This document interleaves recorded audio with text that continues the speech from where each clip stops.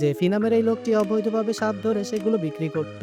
আর প্রতিবারের মতো এবারও সে তিনজন লোক নিয়ে জঙ্গলে সাপ ধরতে যায়। তাদের মধ্যে একজন জেফির কাছে বেশি টাকা চাইলে সে তাকে সেখানেই মেরে ফেলে। এটা দেখে বাকি দুজন অনেক ভয় পেয়ে যায়, আর তারা জেফির কাছে বেশি টাকা চাওয়ার সাহস করে না। তারা জঙ্গলের মধ্যে চলে আসে আর আশেপাশে সাপ খুঁজতে থাকে। খুঁজতে খুঁজতে একটি গাছের গুঁড়ির নিচে অনেকগুলো সাপ খুঁজে পায়, আর সেগুলো ধরে বস্তায় ভরতে শুরু করে। বস্তা ভরে গেলে তাদের মধ্যে একজন সেটা নৌকায় রাখতে আসে, আর তখনই জঙ্গলের সব থেকে বড় সাপ অ্যানাকন্ডা তার উপর অ্যাটাক করে। লোকটি নিজেকে বাঁচানোর অনেক চেষ্টা করে, কিন্তু সাপটি তাকে পেঁচিয়ে ধরে আস্ত গিলে ফেলে। তাদের সাথে থাকা অন্য ছেলেটি যখন তার বস্তাটি রাখতে আসে, তখন সে গাছের উপরে তাকাতেই সাপটিকে দেখতে পায়। সাপটি ছেলেটিকে দেখে তার বন্ধুকে উগলে দেয় আর তাকে পেঁচিয়ে ধরে খেতে শুরু করে। ছেলেটির চিৎকারে জেফি সেখানে চলে আসে আর এই দৃশ্য দেখে অবাক হয়ে যায়। সে চিন্তা করে এই সাপটিকে যেভাবে হোক তাকে ধরতে হবে। এই সাপটি যদি সে ধরতে পারে তাহলে অনেক দামে বিক্রি করতে পারবে। এসব কিছু সে ভাবছিল, তখনই হঠাৎ জঙ্গলের মধ্যে থেকে একটা ব্লাস্ট হবার শব্দ আসে। জেফি সেই শব্দ অনুসরণ করে নদীর কাছে চলে আসে আর দেখে একদল লোকের উপর ছোট ছোট অনেকগুলো সাপ অ্যাটাক করেছে।